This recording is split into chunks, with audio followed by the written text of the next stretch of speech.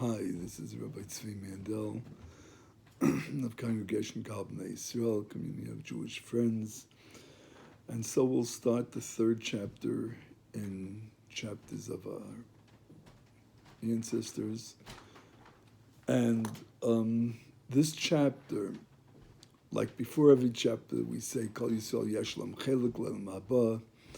All the Jews have a part in the world to come, because Hashem loves us so much that He wants to be with us forever and ever and ever.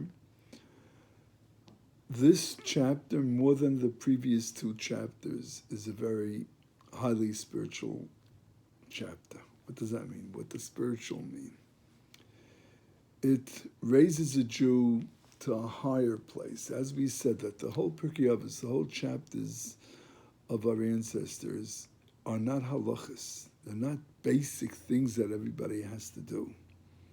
There are basic things that we all have to do. We all have to keep Shabbos.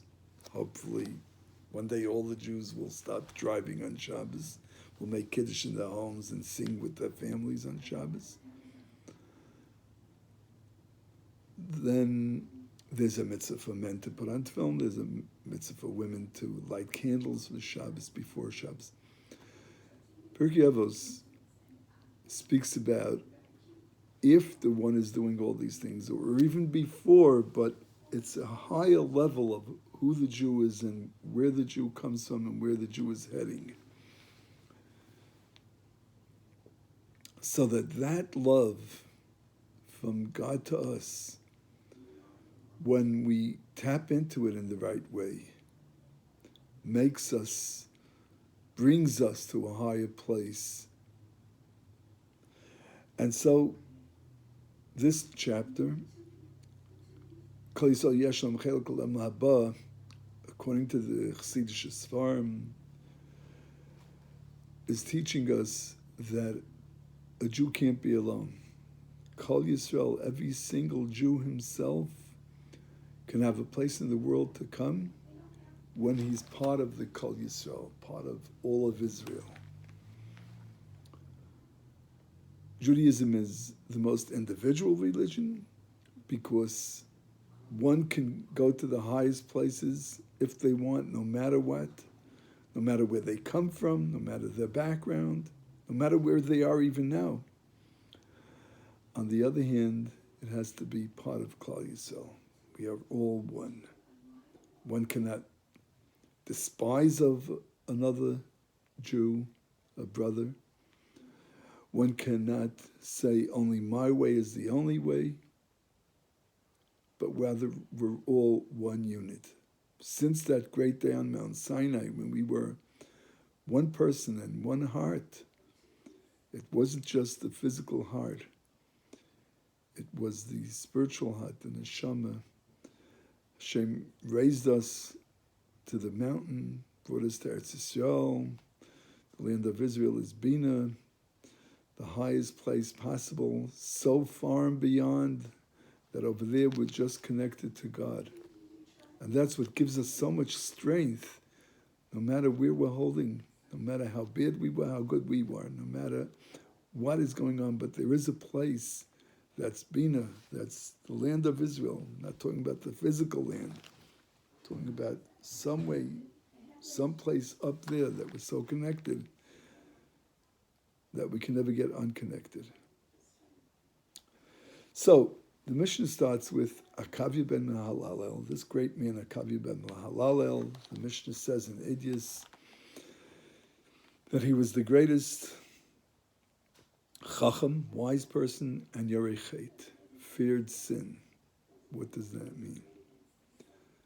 Chacham, there's one thing that's wisdom. We say it in the morning after we wash our hands.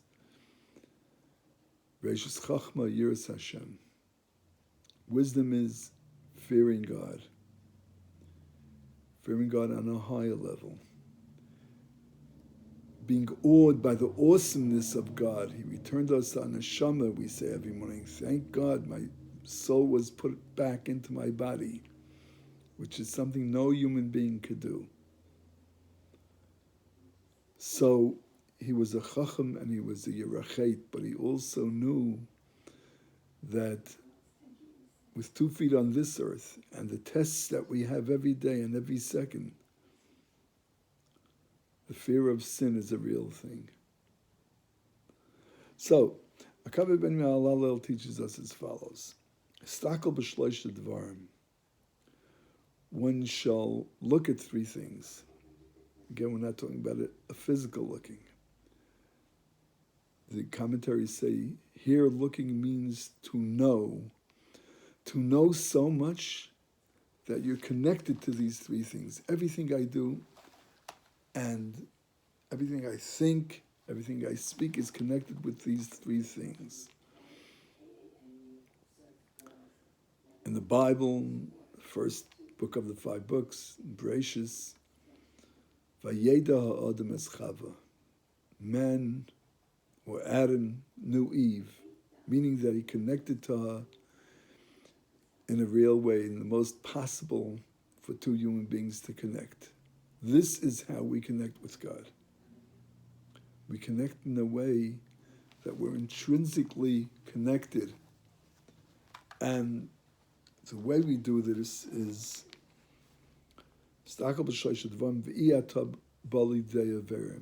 and you will not come to sin. And the literal translation, and we'll go first into the depth in this Mishnah and then into the simple interpretation, because as I said, this whole chapter is something higher, and then we take it to the simple. Usually we go simple first, but in case of this chapter, and especially this Mishnah, we'll go first to the higher part of the Mishnah. So, you will not come to sin. But the literal translation is, on the very simple level, and sometimes the more literal brings us to something higher, you will not come to the hands of sin. Lidei Avera. Hands means like a handle on a box you might be holding, a handle on a bike. So you go in the direction that the bike will be going according to how your handles are driving, right or left or in front of you. So too, the hands of sin means what causes sin, what brings one to sin. But if you will live in histakel, in this way that you will be so closely connected to the 3 things that the Mishnah will say, as we will soon learn, you will be so connected like the biblical knowledge, like Adam and Eve, to Hashem. And on some minute level, every Jew is connected like that to Hashem. Every human being is, every animal, every tree, every vegetation, everything in the universe. But the Jew knows this and is connected to it. And it goes as follows. You won't come to the steering wheels of sin. Da me'ayin basa. You should know intrinsically that you come from a very special place. Me'ayin means a place. Ayin means naught, that can't be described physically. Every single one of us has this great trait. And the second thing is, and we're going first with the deeper spiritual interpretation, and to where are you going? This teaches us that a Jew is always going forward, is always growing, is always elevating himself. Hailech means going. A human being is a hailech, always going forward. And a malach, an angel, is an oimed, stands in one place. The human being is higher than the angel because the angel was just put in this world to do a message for Hashem, bring a message for Hashem, or to do something that Hashem wants. But that's not the purpose of the world and the universe. And that's why the Torah was not given to them. Because they don't have any tests. If they have tests, whether to do, whether not to do, if they have choice, it's very minute. They don't grow. We grow because we're always going ahead. Hoylech, going.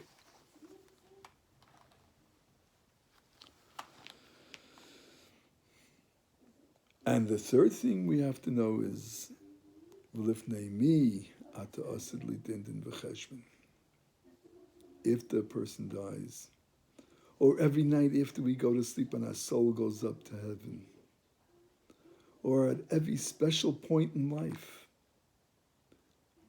our marriage, our bar mitzvah, anything else that a person might go through his life, positive, or God forbid, the other way. It's the me, who, me in Hebrew, not in English, me in front of who are you going to have to give a reckoning. And since it's going to be the me, the who, again, me meaning someone so great, so loving, and so wanting to be with us, which means Hashem, our Creator, our Father. So He knows exactly our trials and tribulations. And not only He knows our trials and tribulations, He knows how much we want to be connected to Him. And He knows how much every single Jew is so special to Him. Every Jew is Hashem's only child. And therefore, Reb Shimon Bar Yochai, the great Reb Shimon who wrote the Zohar, says, Kol b'nei Yisrael b'nei malachim hem. This even has halachic, it trickles down to halacha actually, that all Yidden are princes, and therefore on Shabbos there are laws about Shabbos because of it. It's not just a nice thing, he wasn't just saying it to be nice, but it's actually something that brings us to want to be connected to Hashem, and also brings great responsibilities with it. According to the halacha and according to Chassidus, what is a king? Leslei migarmei klum. Has nothing to do with him. A king is the most humble possible to be. It's for that reason that a king has to always walk around with the Torah, to remind himself that he is nothing, to remind himself that he is the ultimate of royalty, which means he has to do the most possible for the people. Now we'll go back to the simple interpretation of the Mishnah, which is very, very much in this world. Okay. Me'ayin basa. Where do you come from? And the Mishnah actually asks the question twice. So many of the commentaries say the first part is, as we said, the spiritual part, the joyful part, the encouraging part, and the second part a little bit brings us back down into this world. But we need the joyful and spiritual part to keep us strong, and not that we should fall apart or become depressed because of what we're going to learn now. Where do you come from? Mitipas rucha. From a smelling drop. And this comes back to very basic things that we all know as adults, that person is created from semen, which after 3 days, if it's out of the woman's body, then it just smells and disappears, becomes nothing. But if it's within the first 3 days, then it could create a human being. Meaning to say, according to the simple interpretation, that if a person wants to be haughty and think that there's something so great about him, so the Chazal teach us, really our body and our natural lusts and instincts come from a very low place. And where are you heading with your body? Our physical eyes, all we see is this world, So the mission is telling us that you know where you're going? The cemetery. The cemetery has worms and ants crashing all around. And in a very short time after the person's buried, there's nothing left of the body. So that all the aspirations and the great times that we think the body could bring us to, and that we see the world is so into, just disappears. In 120 years, in 90 years, there's nothing left of all that. All that drive and that energy and the billions and trillions and billions and zillions. It's nothing. Nothing. Who will see whether we adhere to the do's and the don'ts of the Torah and of Yiddishkeit and our fellow Jews. The King of Kings, who is way, way beyond us, HaKadosh Baruch Hu, the Holy One, blessed be He. So here is a very deep, even in the simple interpretation, there's something very deep over here. Melech Malchei Amlachim, HaKadosh Baruch Hu. There are many names of God. Melech Malchei Amlachim means that He reigns over everything, even the kings. Leiv Malachim B'Yad Hashem, kings, presidents, ministers, Senate, House of Representatives, they're not in their own hands. Sages teach us the hearts and the decisions of kings and all kinds of government people or any kind of ruler is in Hashem's hand. They're like puppets in God's hands.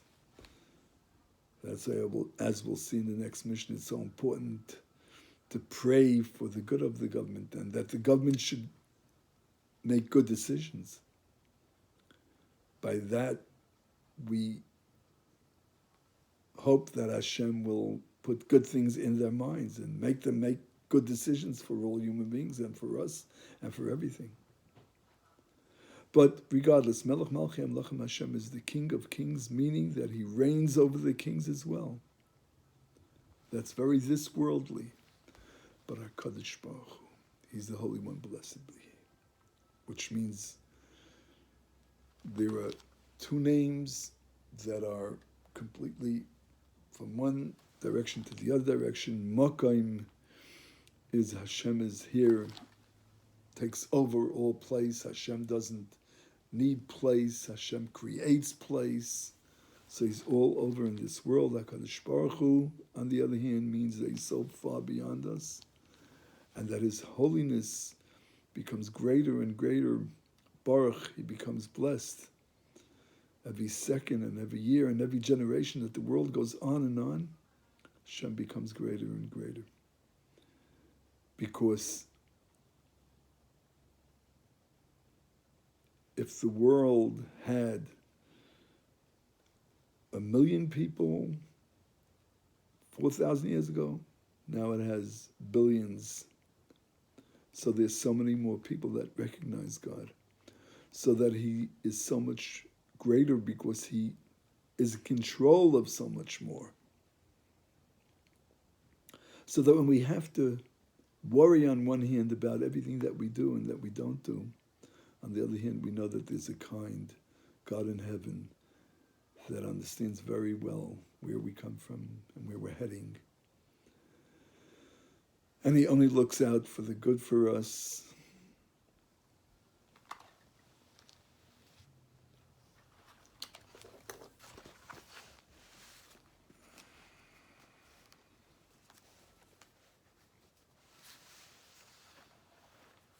We'll go to the next Mishnah. Reb Chanina Segan HaKohanim, the great Reb Chanina, who lived during the times of the temple, he would say, have a mispal b'shlema shel malchus. One should pray for the peace of the government, of the kingdom, literally. Shal molei meirah, because if there would be no fear of the government, ishas v'yehu chayim b'loi, the person would swallow his own friend. Meaning, just like we know that there are fish that swallow each other, so too human beings without control of the government would do the same. And the Ritva says that the Mishnah is actually speaking about the heavenly kingdom. One should pray that in the heavenly kingdom there should be so much peace, as we say, Oisa Shalom B'Mroimav, the one who makes peace up there, Hu Yasa Shalom Aleinu, he will make peace over here between us, Kol Yisrael, and all the Yidden. Meaning to say, just as we said before, that every angel has something to do, has an appointment to accomplish in this world, though they don't have choice. But on a certain level, there is a certain jealousy between them, and there is, since they're all trying to do the best for Hashem, for God, so the competition has to be there. So when there's peace in heaven, and all the angels are doing everything that they have to do in this world for us, meaning they're agents for our good and for our peace, then it'll work. Otherwise, it's just Chaveri Chaim Below, meaning if we won't have this Yata D'Shmaya, we won't have the help from Hashem's agents and from everything that has to be done on our part, then we're just physical beings, and physical beings just want to eat each other up, just want to be jealous.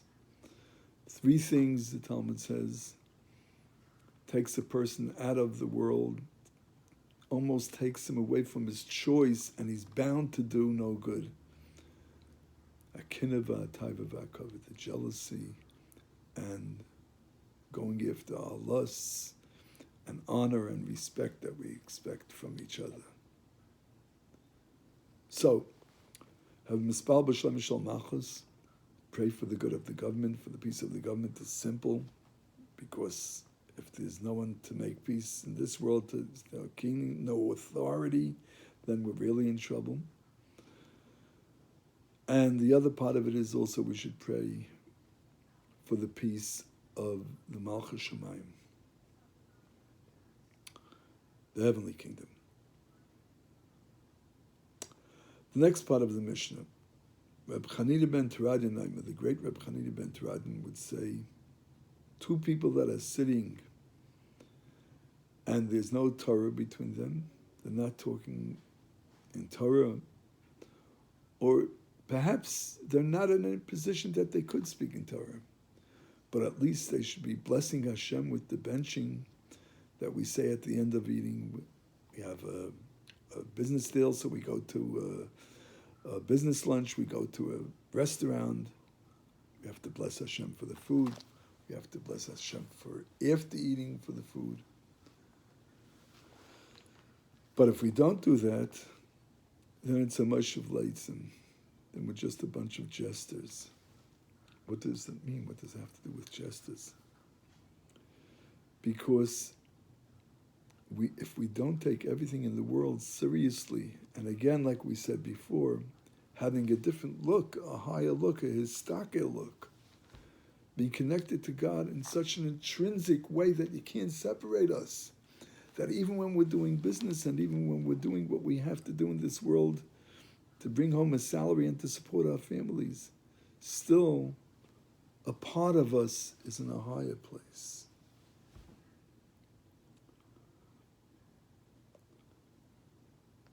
And if we don't, then we're just jesters. We're here for no real important, serious thing. A great man once said, and this is an interesting point, faith and belief, on the other hand, jokes and making fun of and discarding, making away, are 2 sides of the same point, of the same coin. Why? Because one who has faith, who believes in a certain ideal, doesn't really see it. And when we're talking about religion, we're talking about Yiddishkeit and Torah and Hashem and Klal Yisrael. Anashama, did we ever see it? Of course not. But we believe it. So, believing and having faith is something abstract. Same thing with a joke. A joke, say to someone, well, that's so funny, look at that. That shouldn't be like that, but what you're doing is you're taking something that's not regular and it looks funny. But if you would take it seriously, you would understand that it has to be whatever it is, or whatever there's a reason for it, why it is the way it is.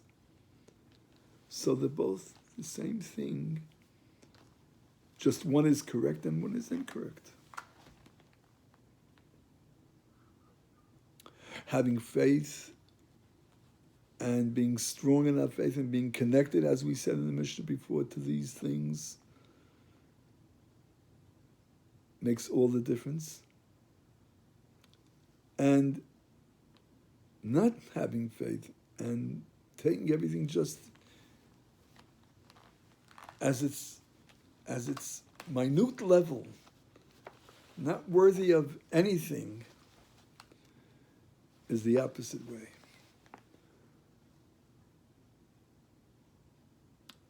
The Mishnah continues. Aval shnayim sheyishvin v'yesh b'neihem divrei Torah shchina b'neihem. But two people that are sitting together, and whatever they have to do, whether they're studying for a test, whether they're doing business together, whether they're just going out on a date. But there's Torah between them. Either they speak in Torah, or they think in Torah, or they act like Torah wants us to act. And they say grace after meal, or make the blessing before they eat. Of course, they make sure they're eating kosher. Then the Shekhinah, the presence of God, is with them over there. And the Mishnah brings a verse in Malachi that says, "As nidberu yirei Hashem shalayeyu." When people who fear and are awed by the great God will speak together, Vayakshiv Hashem vayishma, God Himself comes down and listens. Vayikasav sefer zikaron lefanav liyirei Hashem alachayshvei shemayim, and He writes it in a special book of memories for Himself. The book that speaks about those that fear and are awed by the great God, and those that chayshvei shemai, that consider His name, that His name means something to them. You know, so it's again the same thing.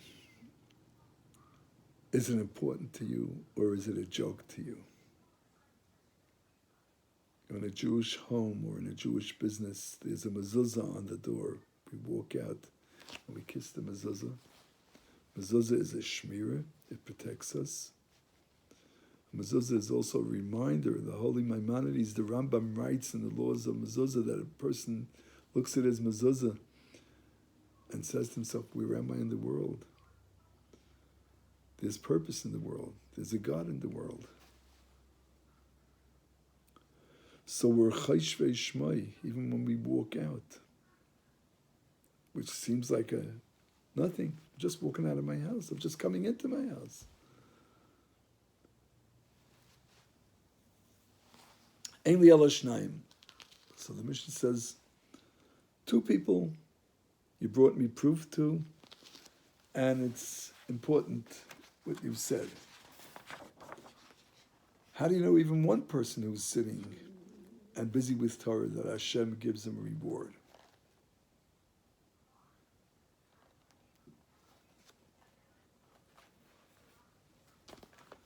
Says the Mishnah, I'll bring you proof. Because it says, Yoshev, Bodad v'yidan, kinat al alav, one who sits even by himself. It's as if the whole Torah was given.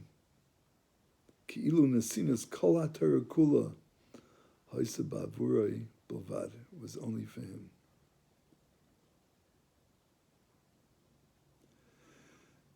It's very interesting because Vayidaim, one who's sitting and keeping quiet, sometimes the greatest lessons are learned when one is alone.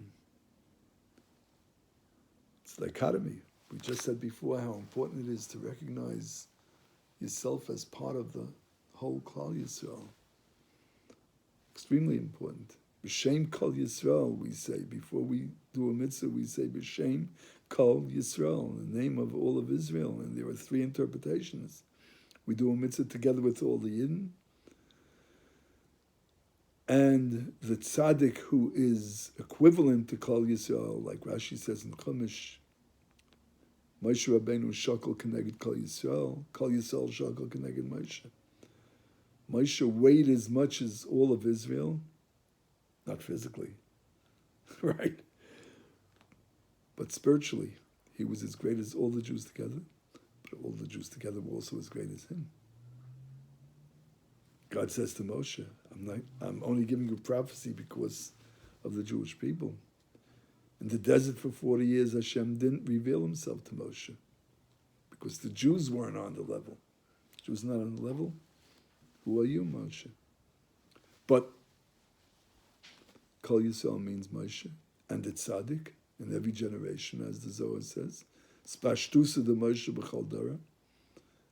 There are many Moshes in every generation. And the third thing and the highest thing is that Kol Yisrael, the Rebbe Elimelech Lezhenska says, there's a place in heaven, there's a heaven in heaven that Kol Yisrael, everything is good. It's all that we're supposed to be, and that we were cut out to be, and that eventually we will be. So in this Kol Yisrael, there's no right and wrong because everything is right. Everything is God's will, as we said before, Bina. The original plan of when God gave the Torah, says Rav Moshe, says the Raman Bipano, is that we were supposed to receive the Torah and go to Israel and live forever and ever and ever. After all, when God gave the Torah, he forgave the eternal sin of Adam and Eve, the first sin. It only came back to us after we sinned with the golden calf. So the ultimate goal of Hashem was, and we changed it, that Kol Yisrael, it's us and God, and doing everything Hashem wants.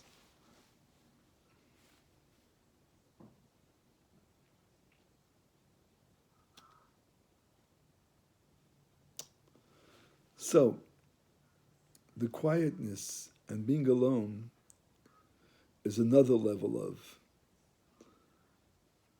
where we're supposed to be.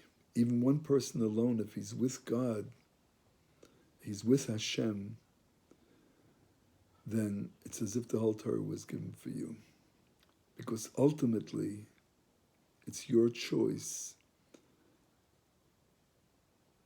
Abraham was the first Jew. He had choice.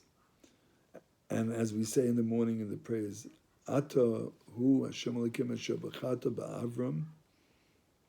You chose Avram, and Avram chose you. We'll go to another Mishnah. Rabbi Shimon Omer, the holy Rabbi Shimon said, the great Rabbi Shimon is Rabbi Shimon Bar Yochai, the one who wrote the Zohar, great Rabbi Shimon. And he says, 3 people that are eating at one table and didn't say Divrei Torah, as we said, the grace that we say after could also be considered Divrei Torah. Then it's as if we're eating from the sacrifices of the dead. What does that mean? What's the difference between dead and alive? Many differences, right? We're breathing, we're here, we're happy to be here, right? The dead are in a higher world. Down here, they're not any place. the beli makom, like it says. The body rots after short amount of time. I'm sorry for bringing such ugly subjects here. But that's zivchei mesim, sacrificing for the dead. And again, as we said, but three people that are sitting at one table and they say Torah and they respect each other's honor, they give honor to each other like they should according to the Torah. They're considerate of each other. Then ki'ilu achlu mishulchanin shel Malkum Baruch Hu. As it says, Vayidaber Elai Hashem, Elai Zeh Shulchan shel Avnei Hashem. Then it's as if they're eating the sacrifices of the temple of the Holy Beis Hamikdash. And even in halacha, this plays a very big place when we eat with our families at home, or someone eats themselves. The Jewish table has many halachas of the Beis Hamikdash, of the Mizbeach, where the sacrifices were brought. Okay, so again, we're talking about the high levels that every Jew can attain and wants to attain and longs to attain, and Hashem longs that we should be with Him on this level because He loves us so much that it really, no matter what we do or we don't do, He loves us and wants to be with us. But for us to make it easier for Him, let's say, and to raise ourselves to be who we really are, that's what the Pirkei Avos is about. Rabbi Chanina ben Chachinoi, he said as follows: Hanir balayla, v'amahalech b'derech yechidi, someone that's up late by night and is traveling and he wastes his time. Again, this is a time of a person being by himself. Harezim is chay b'nafshay. Since the nighttime is a time for the mazikin, it's a time that the other side, the evil side, has so-called power, right? Therefore, it's even more important to indulge ourselves to a higher spiritual level. Everything in the Torah, the Zohar says, is b'tchila ukma v'hada nahara. First dark, then light. According to Jewish lore and Jewish law, the night comes before the day. As we see in the beginning of the creation of the world, there was evening and then there was morning. But in a real way, in a spiritual way, it's also like that. So that the night is a time that we have to be even stronger than during the day. That's why we need more protection at night.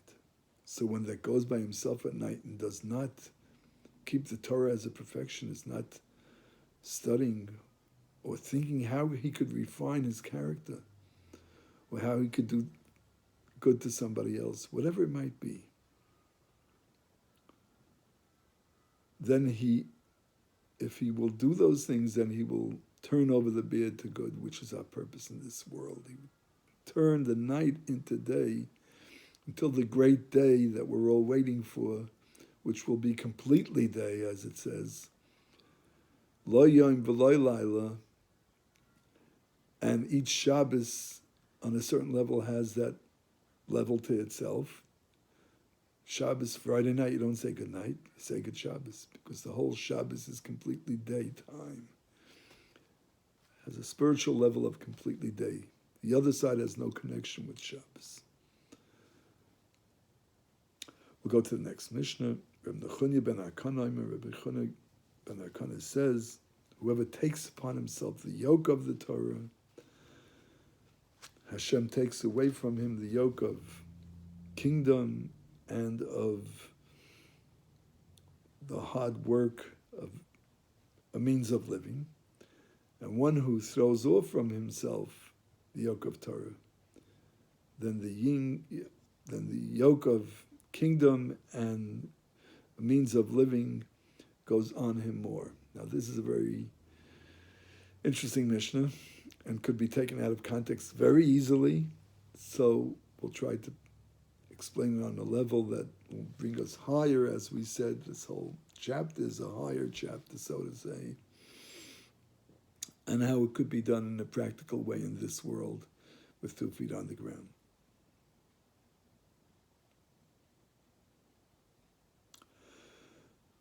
There were 3 great tzaddikim, not so long ago. Each one of them passed away within the last 30 to 50 years. One was the Rimnitzer Rebbe, great Rebbe, who was known for his miracles and his very high levels.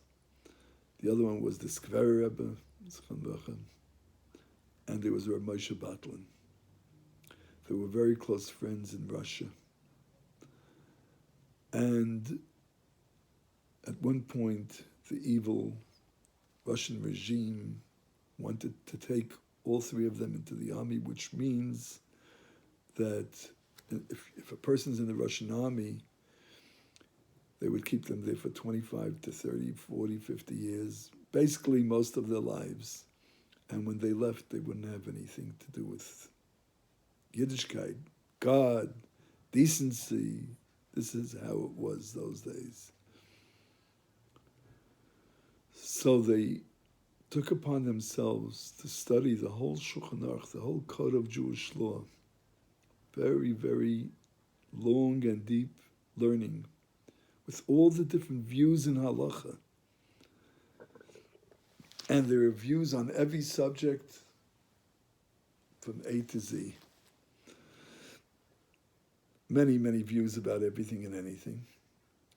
And to take upon themselves to do the most stringent view in everything in Orach Chaim and Shulchan Aruch. And since they decided to do that, and they did that, the government didn't bother them anymore. They just forgot about them. So that a person, the more we take upon ourselves the yoke, and it's a yoke, it's not easy, it's hard work. But as soon as you take upon the yoke upon himself, even if you didn't do it yet, of course, you're expected to do it, but it doesn't mean that you have to wait till the end. So already under Hashem's control, and already things happen that are inexplainable. Can't explain why the Russian government didn't bother these 3 yeshiva boys. Stories go on and on and on. And the other thing is making a living. It's very, very important to make a living. According to the Torah, one has to support his family. One gets married, it's in the ksuba. One who's not married, you have to support yourself anyway. You're not allowed to steal. You're not allowed to do anything illegal. You have to make a living. But again, where is your histakel b'shloisha devarim? Where do you come from? Where are you heading towards? And if one's mind and heart is resolute in the Oil Malchus Shemayim, the yoke of the heavenly kingdom, which is higher than everything else, then you will find work to do, whether it's 8 hours a day, or 3 hours a day, or 14 hours a day. And you will still find time to study Torah before you go to work, and after you go to work. And it will only become easier once you make that resolution. Once you're resolute and strong about it, with joy, not being depressed and about it.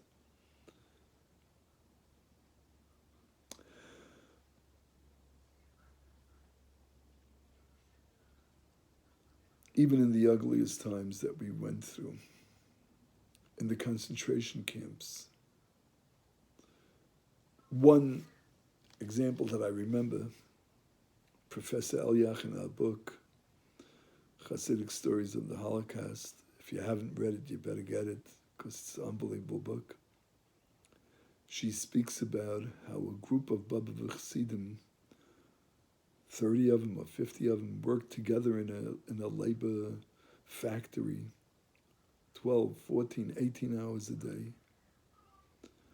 And they had one volume of Talmud, one Gemara, I think it was Bayit, Beitza.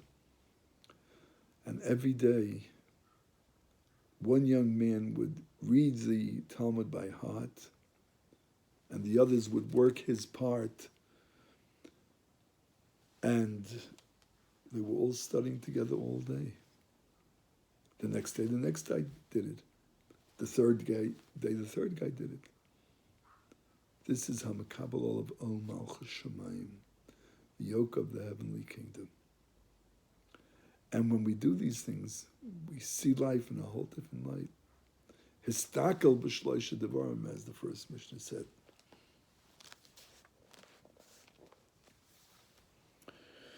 Rabbi Chalafta Ishkvar Hananya Oime, this great sage, said 10 people that are sitting and they are busying themselves with Torah. This goes on a court situation, as the Bartanura says. They have to paskin on something. They have to decide what the Jewish law is. Then the Shekhinah is there with them. How do you know, even if 5 people are in such a situation, 3 judges and 2 witnesses, and how do you know even 3? So different verses are brought down as far as this is concerned, and even 1. And the Mishnah here is teaching us, unlike other parts of the Torah, din, where there's a judgment, it's the greatest rachman, it's the greatest mercy, because the Zohar teaches us, yesh din lamata, ein din lamala. If there's judgment down here, then upstairs there's no judgment. Then upstairs it's all mercy and love. But if there's no din down here, if one doesn't take upon himself the judgment of heaven, then God forbid, one is judged up there, and it's much harder.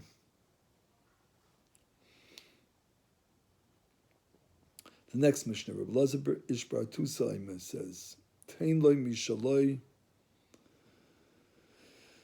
Don't be scared of giving too much of your money or of yourself for God, because your body, your money, and everything really belongs to God. And He was nice enough to give you everything. So give back as much as you can, not as least as you can, because you'll only merit reward and being closer to God and feeling that eternal love even more and more. And this is what King David said. It's in Divrei Hayamim. Ki mimcha hakol, because everything is from you, God. Umiyotcha nasnu lecha. And whatever we give to you is yours. God doesn't really need it. He's doing us a favor by taking it from us. Rabbi Shimon Aiman, the Holy Reb Shimon says, Hamahalach baderech v'shoineh.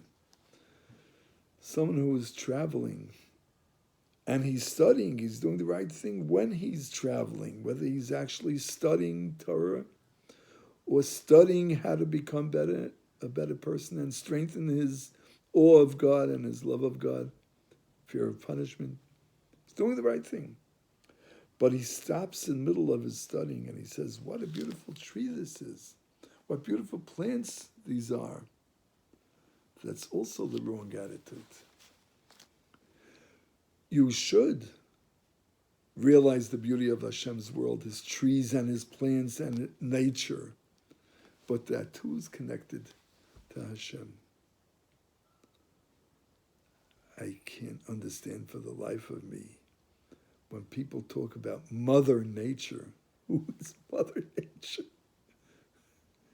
No such thing as Mother Nature. Everything is Hashem.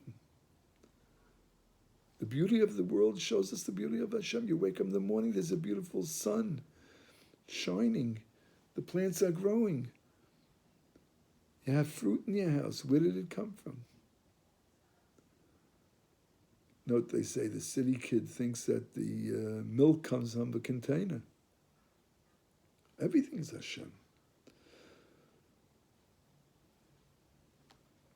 And Reb Doistoi, Reb Yanai, the 8th Mishnah, says in the name of the great Rameir, one who forgets something that he studied because he didn't study it deeply enough, he didn't review what he studied. Not everything that we learn we have to remember. But the Talmud teaches us that studying is like planting, but when you have to be chayrish, you have to work the land, then it becomes yours. Then you could have hope that something will grow over there. Same thing with learning. One who forgets something that he learned because it's not important to him, he didn't review it enough. So then it's ke'ilu mischayev b'nafshay. It's as if he's giving his soul away. It doesn't just mean if he's tired and he couldn't learn, or he can't remember what he learned, or he didn't study it enough. That's elementary. We study and we review and we put it in our hearts and it becomes part of us, so that, like we said in the beginning of the chapter, we're mistakel. It becomes part of our knowledge, part of Adam and Eve as one. So too, this becomes our essence and who we really are. Next Mishnah, Reb Chanina ben Doisa, the great Reb Chanina ben Doisa said, whoever has fear of sin, and this fear of sin comes before his wisdom, and the wisdom will stay with him as well as his fear of sin. But one who has wisdom before his fear of sin, then it will not stay with him. Also, one whose actions are more than his wisdom, the wisdom will stay with him. But one whose wisdom is more than his actions, the wisdom won't stay with him either. So, again, the point here is that the fear of sin, fear of doing the wrong thing, can be a nervous wreck, or it can be someone who realizes how much Hashem loves him so much that I really don't want to sin because I don't want to be disconnected from God. I want to be close to Hashem. And the same thing, actions are more important than wisdom, because actions are what makes the wisdom to become a reality, makes it real.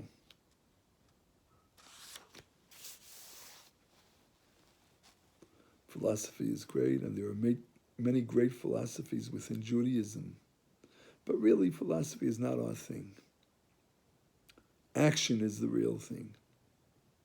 Seichel tov l'chol eisayim. Fear of God, fear not to sin, and fear of the awesomeness of God and the love of God has to translate into action. We once had a girl come. She was part of our community for a long time. Wonderful, wonderful girl. But my wife, the Rebbitzin, once asked her, so-and-so, are you a Shomer Shabbos? Do you keep the Shabbos? Her answer was something I'll never forget. Theoretically, I keep Shabbos. What does that mean? It's a great answer. But Judaism requires action. The great rabbi once said, in the 60s and the 70s, so many Jewish kids went to the Far East to look for Judaism, which is very sad. In fact, today they still go there in Israel after the army. A lot of times they go to other places as well. And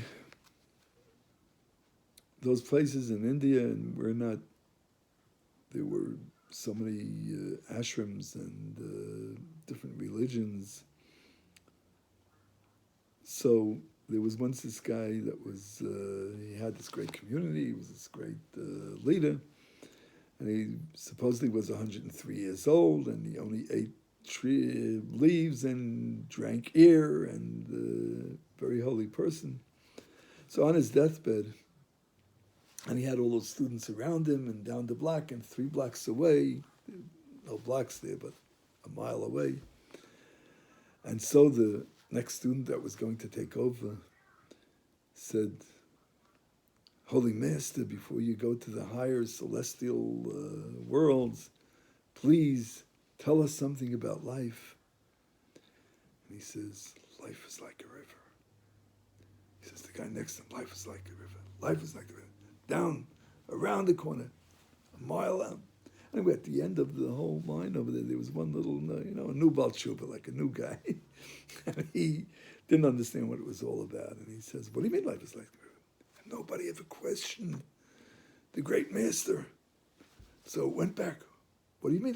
What do you mean? All the way till the main disciple, and he says, Holy Master, if I may ask you, before you give your soul up to the highest celestial worlds, what do you mean life is like a river? And he turns to the other side and he says, so life is not like a river. Philosophy, said this great rabbi,